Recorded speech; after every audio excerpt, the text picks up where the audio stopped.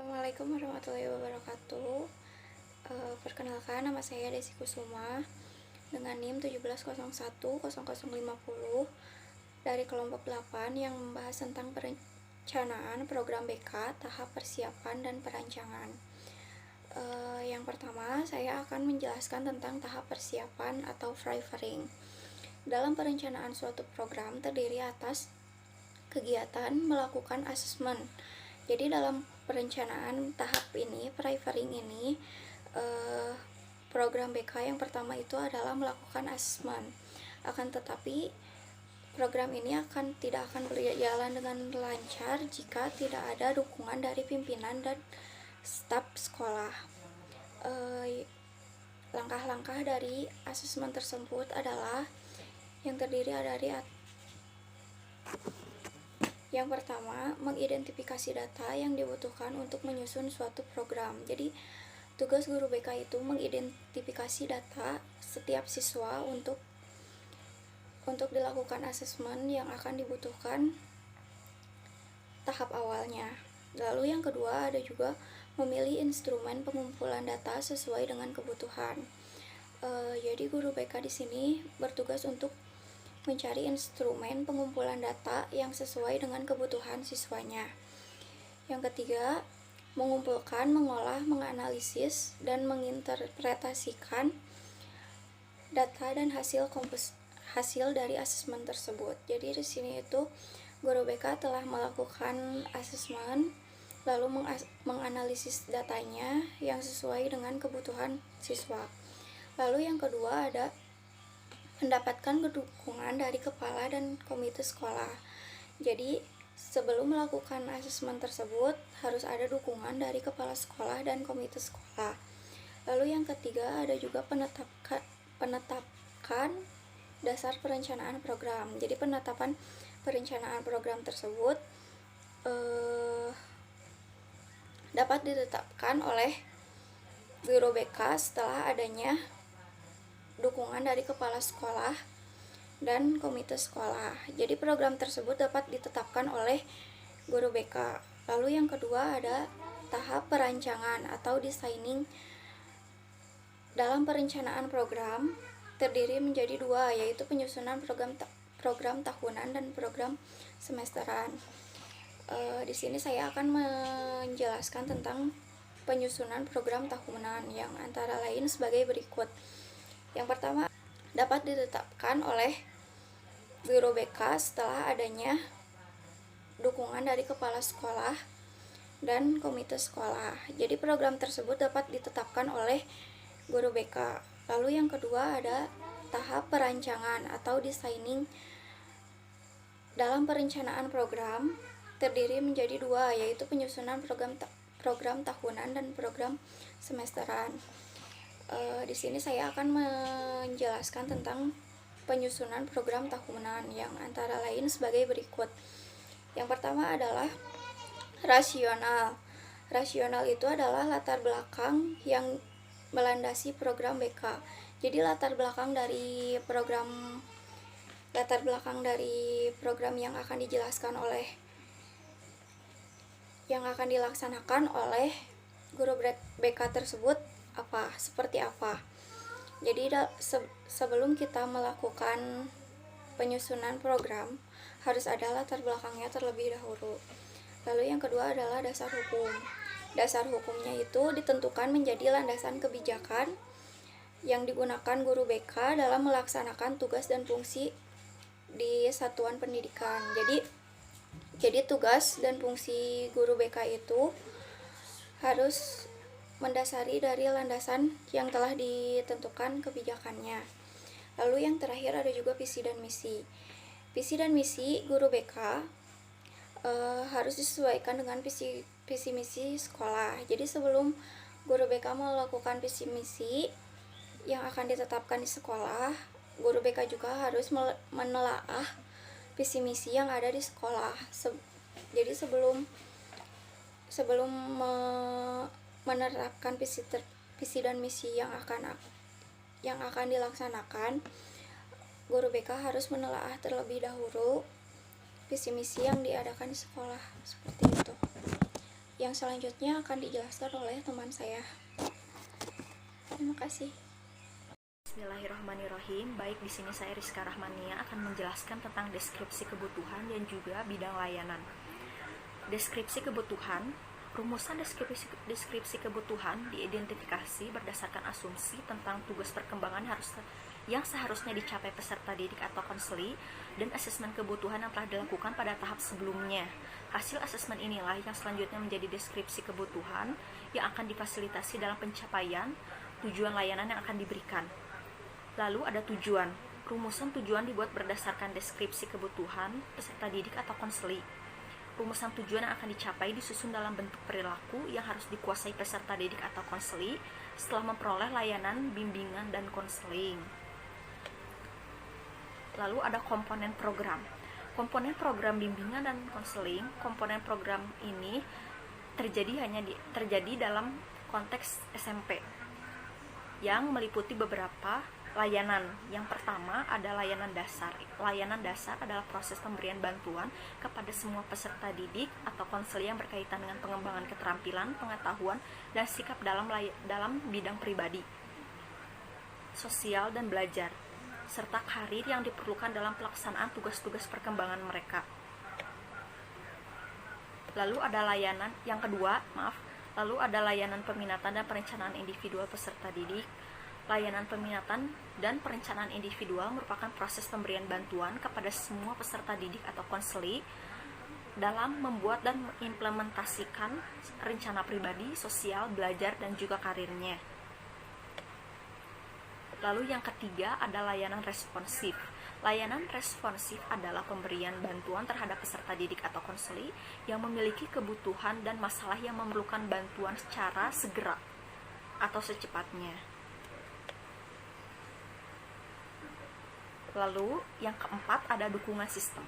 Dukungan sistem merupakan semua aktivitas yang dimaksudkan untuk mendukung dan meningkatkan staf bimbingan dan konseling dalam melaksanakan layanan dasar, layanan peminatan, perencanaan individual, layanan responsif. Staf personalia sekolah yang lain dalam melaksanakan program-program pendidikan di sekolah.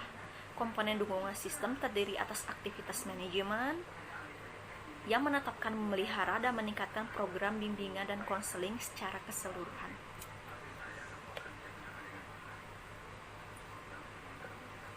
Lalu bidang layanan. Pada tahap bidang layanan ini, bimbingan dan konseling merupakan satuan pendidikan yang mencakup 4 bidang layanan, yaitu bidang layanan yang memfasilitasi perkembangan pribadi, sosial, belajar, dan karir. Materi layanan bimbingan klasikal disajikan secara proporsional sesuai dengan hasil asesmen kebutuhan, yaitu terdiri dari 4 bidang layanan. Baik, di sini saya akan menjelaskan apa saja bidang layanannya tersebut. Yang pertama ada bidang pribadi. Suatu proses pemberian bantuan dari guru bimbingan dan konseling atau konselor kepada peserta didik atau konseli untuk memahami, menerima, mengarahkan, mengambil keputusan, dan merealisasikan keputusannya secara bertanggung jawab. Lalu yang kedua ada bidang sosial. Suatu proses pemberian bantuan dari konselor kepada peserta didik atau konseli untuk memahami lingkungannya dan dapat melakukan interaksi sosial secara positif, terampil berinteraksi sosial, mampu mengatasi masalah-masalah yang dialaminya. Saya ulangi. Jadi, bidang sosial itu suatu proses pemberian bantuan dari konselor kepada peserta didik atau konseli untuk memahami lingkungannya dan dapat melakukan interaksi sosial secara positif dan juga terampil berinteraksi sosial yang pada akhirnya mampu mengatasi masalah-masalah sosial yang dialaminya. Lalu ada bidang belajar. Ini yang ketiga. Proses pemberian bantuan guru bimbingan dan konseling atau konselor peserta didik atau konseli dalam mengenali potensi diri untuk belajar, memiliki sikap dan keterampilan belajar, terampil merencanakan pendidikan, memiliki kesiapan menghadapi ujian, memiliki kebiasaan teratur, dan mencapai hasil belajar secara optimal, sehingga dapat mencapai kesuksesan, kesejahteraan, kebahagiaan dalam kehidupannya. Lalu yang terakhir, yang keempat, yaitu bidang karir. proses pemberian bantuan guru bimbingan dan konseling atau konselor kepada peserta didik atau konseli untuk mengalami pertumbuhan, perkembangan, eksplorasi, aspirasi, dan pengambilan keputusan karir sepanjang masa hidupnya. Baik, demikian pemaparan materi yang dapat saya sampaikan. Mohon maaf bila ada kesalahan dalam pengucapan. Selanjutnya, rencana kegiatan atau action plan. Rencana kegiatan atau action plan merupakan rencana yang menguraikan tindakan yang diperlukan untuk mencapai tujuan. Rencana kegiatan dalam bimbingan dan konseling terdiri dari 10 komponen, yaitu yang pertama, bidang layanan, yang terdiri dari 4 bidang layanan, yaitu yang pertama, bidang pribadi, yang kedua bidang sosial, yang ketiga bidang belajar, dan yang keempat, yang terakhir, bidang karir. Yang kedua yaitu tujuan layanan, berisi tentang tujuan yang akan dicapai yang berbasis hasil asesmen, tugas perkembangan atau standar kompetensi kemandirian siswa. Yang ketiga, komponen layanan, yang terdiri dari 4 komponen layanan, yaitu yang pertama, layanan dasar, yang kedua, layanan peminatan dan perencanaan individual, yang ketiga, layanan responsif, dan yang keempat, dukungan sistem. Yang keempat, strategi layanan, merupakan kegiatan atau strategi layanan yang dilakukan dan disesuaikan dengan komponen layanan. Yang kelima, kelas, berisi kelas yang akan mendapatkan layanan bimbingan dan konseling. Yang keenam, materi, berisi tentang materi dengan tema atau topik materi yang akan dibahas untuk mencapai tujuan. Yang ketujuh, metode, berisi teknik atau strategi kegiatan layanan bimbingan dan konseling yang akan dilakukan. Yang kedelapan, alat atau media, berisi alat dan media yang akan digunakan seperti PowerPoint dan lembar kerja atau sebagainya. Yang kesembilan, evaluasi, berisi jenis dan alat evaluasi yang digunakan untuk memastikan ketercapaian tujuan layanan.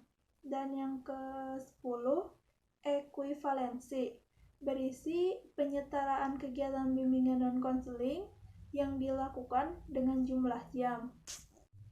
Selanjutnya, mengembangkan tema atau topik layanan bimbingan dan konseling. Tema atau topik merupakan rincian lanjutan dari identifikasi kebutuhan peserta didik atau konseli dalam aspek perkembangan pribadi, sosial, belajar, dan karir. Materi meliputi 4 bidang layanan bimbingan dan konseling yang diberikan secara proporsional. Materi layanan diseleksi, dipetakan, dan ditetapkan atas dasar yang pertama, standar kompetensi kemandirian peserta didik atau disingkat dengan SKKPD. Yang kedua, masalah. Yang ketiga, bidang layanan. Setelah tema atau topik dikembangkan, kegiatan berikutnya adalah membuat rencana pelaksanaan layanan atau RPL. Materi yang dituangkan dalam RPL disajikan dengan menggunakan beragam metode, teknik, dan media bimbingan. Materi dapat berisi informatif atau orientatif yang membuat peserta didik mengetahui dan memahami bagaimana cara berperilaku, mengembangkan pemikiran positif, membuat pilihan, dan mengambil keputusan. Yang kedua, penyusunan program semester bimbingan dan konseling. Setelah guru bimbingan dan konseling membuat rencana kegiatan yang akan dilakukan selama 1 tahun, maka guru bimbingan dan konseling atau konselor mendistribusikan komponen layanan dan strategi layanan dalam program semester yang lebih rinci.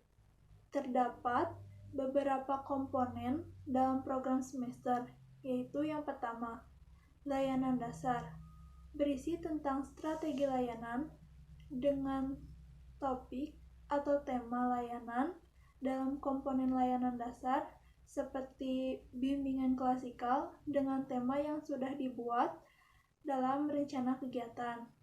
Yang kedua, layanan peminatan dan perencanaan individual, berisi tentang strategi layanan dengan topik atau tema dalam komponen layanan perencanaan individual, misalnya bimbingan klasikal dengan tema memilih sekolah lanjutan di tingkat SMA, SMK, MA, atau MAK. Yang ketiga yaitu layanan responsif, berisi strategi layanan dengan topik atau tema bila ada dengan komponen layanan responsif, misalnya konseling kelompok dengan tema teman baik. Selanjutnya yang keempat, dukungan sistem, berisi tentang strategi kegiatan dalam dukungan sistem seperti pengembangan jaringan, pengembangan jejaring, atau kegiatan manajemen. Selanjutnya, rencana evaluasi, pelaporan, dan tindak lanjut. Evaluasi program didasarkan pada rumusan tujuan yang ingin dicapai.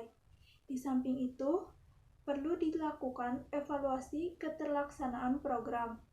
Hasil evaluasi dapat dijadikan sebagai salah satu bentuk akuntabilitas layanan bimbingan dan konseling. Selanjutnya, hasil evaluasi dilaporkan dan diakhiri dengan rekomendasi tentang tindak lanjut perkembangan program selanjutnya untuk kedepannya akan bagaimana. Selanjutnya, menyusun anggaran biaya layanan. Pada perencanaan program layanan bimbingan dan konseling, perlu direncanakan anggaran biaya yang diperlukan selama program tersebut dijalankan. Usulan dana yang dibutuhkan selama layanan bimbingan dan konseling agar terlihat rinciannya secara jelas dapat dilakukan sejalan dengan program bimbingan dan konseling secara keseluruhan. Selanjutnya, sarana dan prasarana. Selain rumusan dalam bentuk perilaku, hasil analisis asesmen kebutuhan juga digunakan untuk mengidentifikasi kebutuhan infrastruktur program bimbingan dan konseling. Standar infrastruktur mengacu pada lampiran Permendikbud Nomor 111 Tahun 2014 tentang bimbingan dan konseling pada pendidikan dasar dan pendidikan menengah.